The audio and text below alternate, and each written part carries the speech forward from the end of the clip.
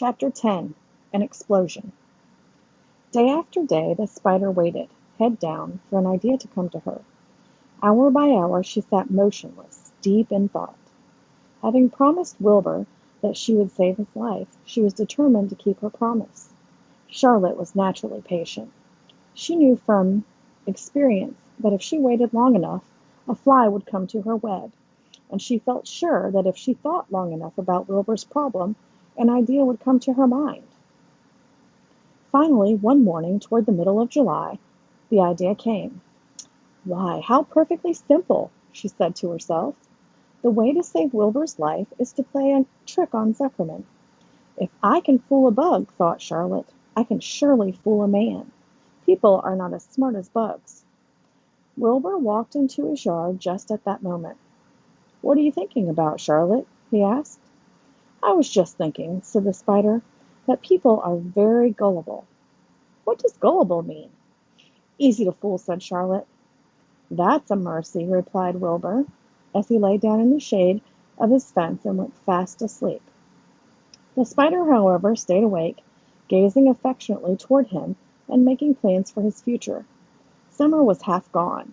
She knew she didn't have much time. That morning, just as Wilbur fell asleep, Avery Arable wandered into the Zuckermans' front yard, followed by Fern. Avery carried a live frog in his hand. Fern had a crown of daisies in her hair. The children ran for the kitchen. "Just in time for a piece of blueberry pie," said Mrs. Zuckerman.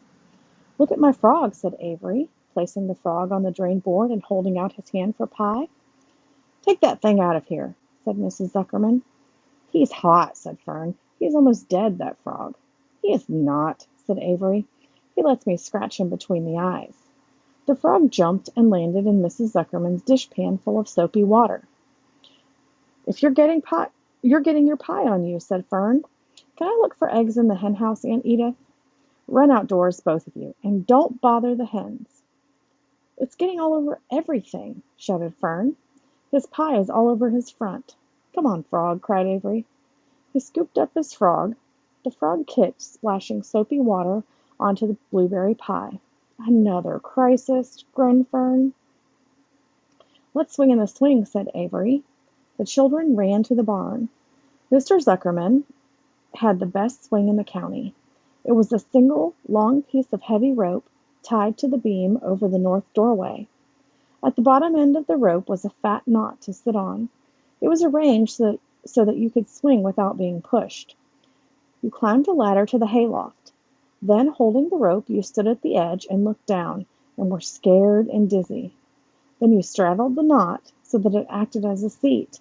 Then you got up all your nerve, took a deep breath, and jumped.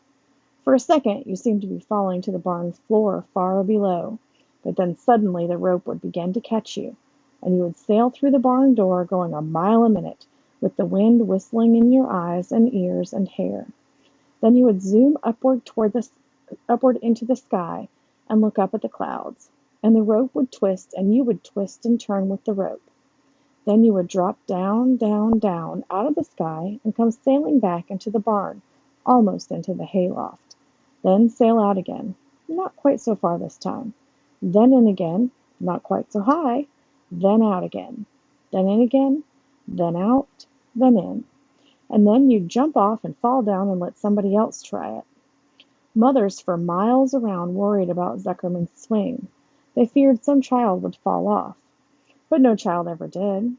Children almost always hang on to things tighter than their parents think they will. Avery put the frog in his pocket and climbed to the hayloft. "The last time I swung in this swing, I almost crashed into a barn swallow," he yelled. "Take that frog out," ordered Fern. Avery straddled the rope and jumped. He sailed out through the door, frog and all, and into the sky, frog and all. Then he sailed back into the barn. "Your tongue is purple," screamed Fern. "So is yours," cried Avery, sailing out again with the frog. "I have hay inside my dress. It itches," called Fern. "Scratch it," yelled Avery, as he sailed back. "It's my turn," said Fern. "Jump off." "Fern's got the itch," sang Avery. When he jumped off, he threw the swing up to his sister. She shut her eyes tight and jumped. She felt the dizzy drop, then the supporting lift of the swing. When she opened her eyes, she was looking up into the blue sky that was about to fly back through the door. They took turns for an hour. When the children grew tired of swinging, they went down toward the pasture and picked wild raspberries and ate them. Their tongues turned from purple to red. Fern bit into a raspberry that had a bad-tasting bug inside and got discouraged. Avery found an empty candy box and put his frog in it. The frog seemed tired after his morning in the swing. The children walked slowly up toward the barn. They, too, were tired and hardly had enough energy to walk. "Let's build a tree house," suggested Avery. "I want to live in a tree with my frog." There's the the swing, and you can see where Avery is up top. That's where they jump from and swing out the door. "I'm going to visit Wilbur," Fern announced. They climbed the fence into the lane and walked lazily toward the pig pen. Wilbur heard them coming and got up. Avery noticed the spider web, and coming closer, he saw Charlotte. "Hey, look at that big spider," he said. "It's tremendous." "Leave it alone," commanded Fern. "You've got a frog. Isn't that enough?" "That's a fine spider, and I'm going to capture it," said Avery. He took the cover off the candy box. Then he picked up a stick. "I'm going to knock that old spider into this box," he said. Wilbur's heart almost stopped when he saw what was going on. This might be the end of Charlotte if the boy succeeded in catching her. "You stop it, Avery," cried Fern. Avery put one leg over the fence of the pig pen. He was just about to raise his stick to hit Charlotte when he lost his balance. He swayed and toppled and landed on the edge of Wilbur's trough. The trough tipped up and then came down with a slap. The goose egg was right underneath. There was a dull explosion as the egg broke, and then a horrible smell. Fern screamed. Avery jumped to his feet. The air was filled with the terrible gases and smells from the rotten egg. Templeton, who had been resting in his home, scuttled away into the barn. "Good night!" screamed Avery. "Good night! What a stink! Let's get out of here!" Fern was crying.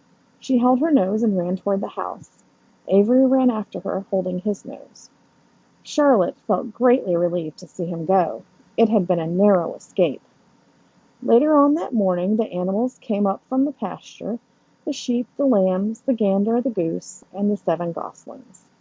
There were many complaints about the awful smell, and Wilbur had to tell the story over and over again of how the arable boy tried to capture Charlotte, and how the smell of the broken egg drove him away just in time.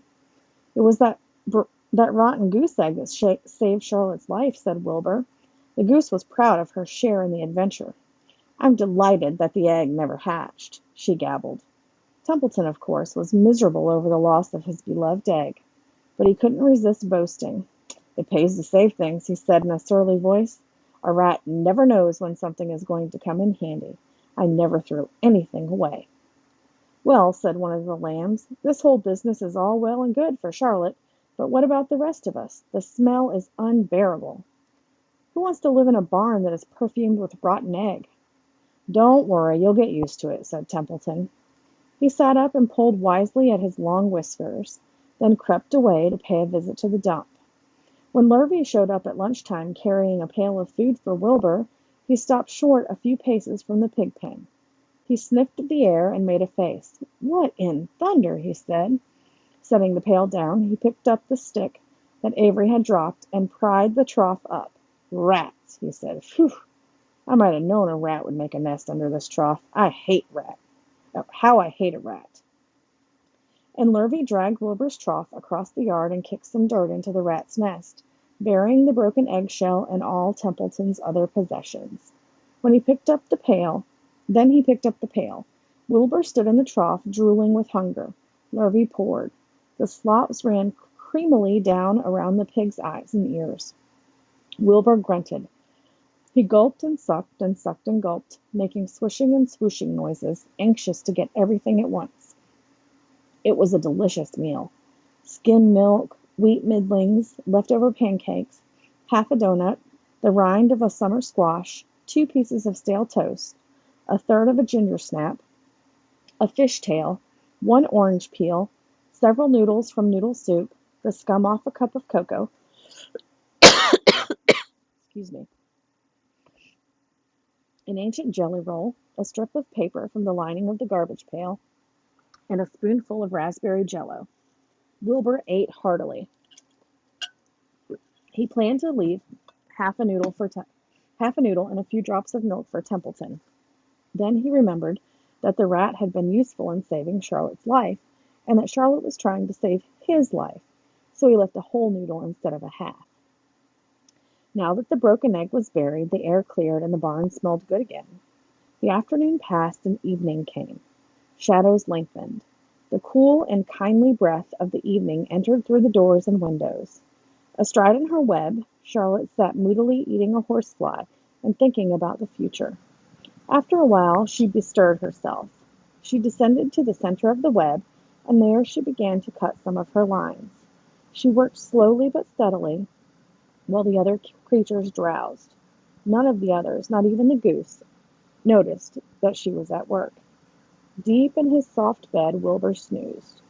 Over in their favorite corner the goslings whistled a night song. Charlotte tore a section out of her web, leaving an open space in the middle. Then she started weaving something to take the place of the threads she had removed. When Templeton got back from the dump around midnight, the spider was still at work.